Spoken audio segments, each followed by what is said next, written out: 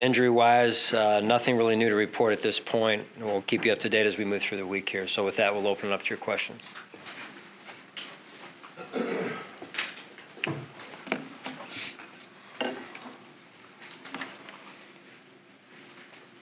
Sean, how do you digest yesterday now that you've had a chance to review what you need to review?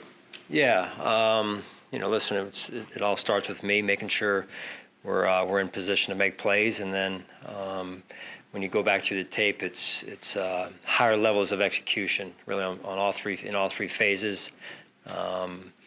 Winning the line of scrimmage, I think, is important also, and we didn't do that enough yesterday in the run game on both sides of the ball, and then taking the ball away on defense. We didn't get any takeaways. So those are probably the major 3 points that we made to the team. Sean, on the final drive, after the 6-yard completion to Devin, that was at about a minute left when that play started. It was another 33 seconds before you guys ran a play. Yeah. You decided to huddle there. What was going on there? Yeah, 50-some seconds left. I think when Devin got tackled, about 52, give or take. The plans weren't really to huddle at that point. It was to go to the line and get the third down call off, and then say the timeout there. So those are situations we practice every week, as you guys see us out there from time to time in 2 minutes, and we didn't execute well enough. And so we'll go back and look at that again this week. Is the offense having to do you're having a lot of extended drives? Is the offense having to work too hard on these drives that you just can't be a quick strike offense in some ways, and so much has to be, there's little margin for error when you're putting together 8 and 10, there's 8 and 10 10 play drives. Are you worried about that? Yeah, I mean, listen, you want to be able to extend drives. I think the longer, the more multiple play drives you have, the harder it is, right? To play clean football all the way through the drive. So whether it's chunks, whether it's multiple play drives, at the end of the day, that's where the higher level of execution has to come in to sustain those drives so that it leads to points. The 3rd and 4 that went to John Brown incomplete at the corner before he attempted the field goal. Is that the play call? Was that the right place to go with the ball? Is that what the design was, or was that a check by Josh? What happened there? Yeah, I don't, without getting into too much strategy, Jay. Overall, we just we had a play call right there. We didn't execute. Obviously, give ourselves a chance to extend the drive right there. Steven said after the game that 53 yards was at the very edge of his range. What was your understanding of where you were in terms of your comfort level trying a field goal at that distance? Yeah, well, I knew where we were, and we didn't have many options other than going for it at that point, and having the timeout with us, or kicking the field goal to try and take it to overtime right there. So got a lot of confidence in Steven, and so obviously it didn't work out, but we'll remain confident in Steven as we move forward here. Does Heath give you a number and say, he's good from this distance, or he's not good from this distance? How does that work? Yeah, Jay, the way it works is you get a line going each direction. That's how we do it, and obviously, at the end of the day, the game was on the line. Felt good, felt confident about Steven in that situation. Sean, ultimately, what steered you away from going for it on 4th down and kicking the field goal instead? You always want to have a chance to win the game, right? If you go for it on 4th down, you make it. Great, you give yourself a chance to win the game. At the end of the day, if you don't convert, you never really give yourself a chance to win the game. And so you want to give your players a chance to win the game. And I thought we did that at that point. At that moment, I felt like it was the right thing for our team. What did you consider calling your timeout after the after the Devin Singletary play on the sidelines, when there was, about 43 seconds left, or did you want to make sure you saved that? Well, those are situations that can go either way. The way we practice it, the way the analytics part of it as well, that bakes into it, where you want to save it from 1 second left on the clock to 30 if you just have one, if you're holding one, to give yourself a chance, whether it's to go win the game, to kick a game-winning field goal, whatever it is. And so, like I said, our operation, it was not our intention to huddle at that point. We had to huddle, and that's something we can look at going forward here. So is there a breakdown that forced you to huddle? Or why did you, if it wasn't? Yeah, just operation. Just operation. still searching for this offense seems to still be searching for an identity. Is that a fair assessment of it? Because I'm just not exactly sure what its strengths are in some ways. Yeah, John, I know where you're coming from on that. Yeah, I mean, listen, we've got to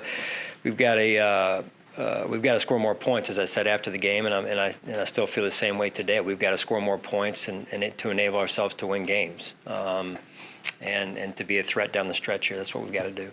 Are you a running offense? Or are you a passing offense? Was there something that you would prefer to? I want to move the ball and score points. Whatever it's through the air or on the ground, I want to be able to move the ball and score points and be a physical offense.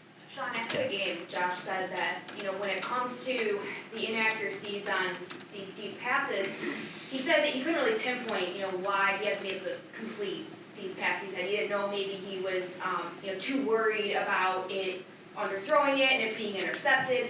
What does he need to do to get over that mental hurdle there and start completing some of these passes? Yeah, it's execution. And when you look at our offense overall or our defense yesterday in special teams, it's a higher level of execution. And how do we do that? We build the rep count. We detail our work during the week, and then we build the rep count. A couple good examples of it were that play in particular where the play to Isaiah down the middle of the seam there where it's an overthrown ball and we've got pressure inside. We're coming across with a flash, coming behind the line, and somebody knocks one of our own players, knocks another player off the block. And so you're talking about 6 inches sometimes, but that's the difference between a big play or a zero gain in that situation. Is it frustrating? Because I know one of the things that when you guys were drafting him that stood out was, he's a big arm quarterback, that cannon of an arm. That's what, a lot of people talked about. Is it frustrating when he's struggling in that area, given that was, one of his strengths when, bringing him on here? Yeah, I mean, listen, I remain confident in Josh. And, when you look at what we've been able to do with the way he's been able to develop short to intermediate this year, and certainly I understand your point with going down the field with accuracy. We've got to be able to do that as well, and that's where execution comes in. Sean, you said going into the week was really a point of emphasis to get the ball in the playmakers' hands to make plays. Yeah, Singletary only got 8 carries. Was there any reason why he didn't get more? Just the way the game was flowing. I understand where you're coming from. We've got to do a better job of getting it into our playmakers' hands, whether it's Devin in this case or other playmakers, and remaining consistent with that.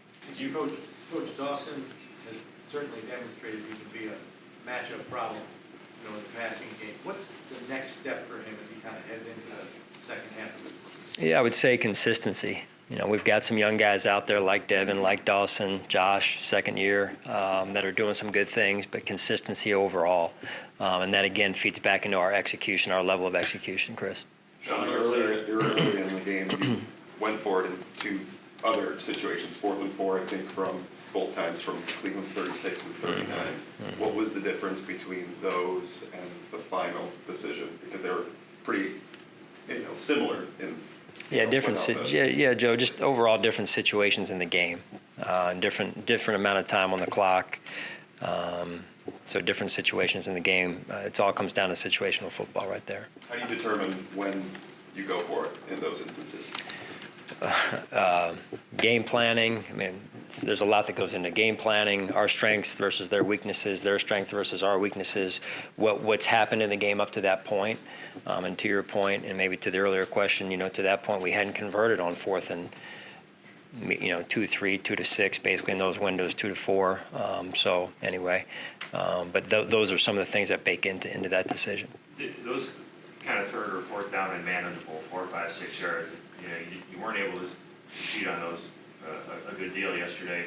Were you happy with where the ball went in the process leading up to it? Because more than a couple of times it was going deep down the field, 30 yards when you need 4. Yeah, I think we can. Brian and I talked about that today, and then also after the game. And some of those I felt like it was going in the right spot. If you include the 3rd downs as well into that, and some it wasn't. Some we have to go back and evaluate that. And he and I talked about that today. Coach Levi was pretty hard on himself after the game. Your evaluation of how he played and how you get over something like that for a young player. Yeah, Levi had some good plays and then some plays against second-year player that he would like back.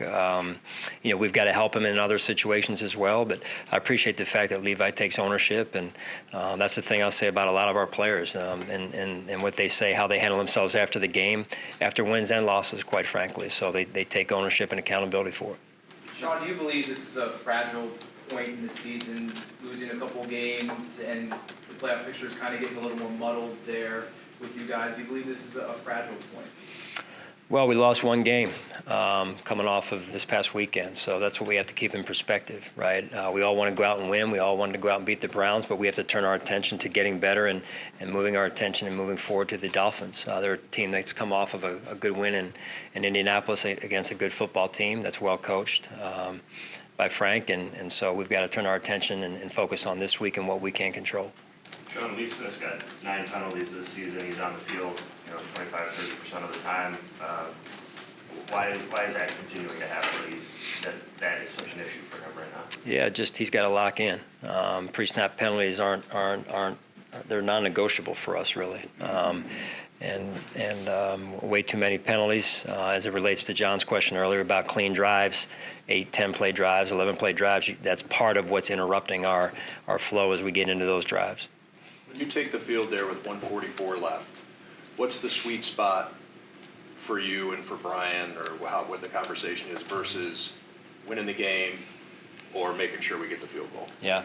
No, we're going to win it. That's the mindset, and at a minimum, trying to put us into overtime in that situation, Tim. So, we had a chance. I thought we were first and 10 from the 41 with a minute and some left. It escapes me exactly what it was. So I felt good where we were. We had the timeout left. It felt good where we were. The clock was stopped.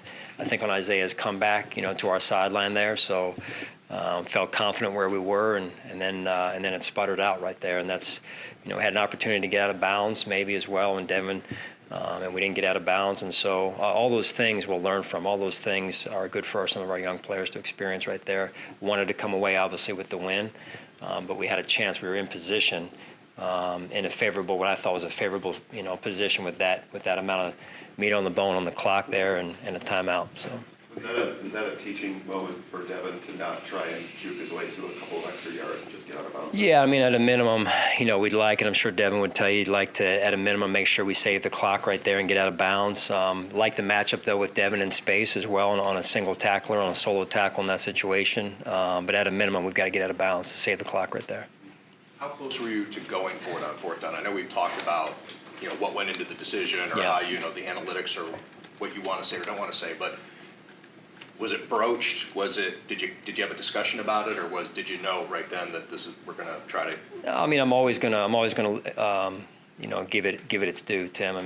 What we did earlier in the game with the 4th downs, I feel confident in our football team and going to win a game.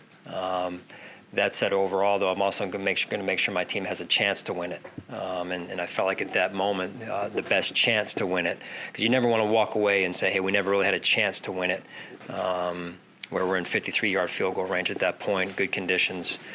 So I felt good about it right there. How do you feel about the run defense when you went back and looked at it? Kind of a tale of two halves, but tightened it up pretty good there.